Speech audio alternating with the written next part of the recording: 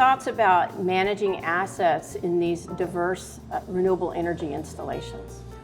Well, like we were talking about earlier, the energy transition is going to result in a very, very mixed bag of asset types in a company's portfolio. And one of the biggest ways to have inefficiencies and actually lose money is to not be able to manage those assets with a single platform. So you really need to be able to find a solution that's going to allow you to treat apples and oranges the same way so that you can use one solution and not a bunch of siloed solutions.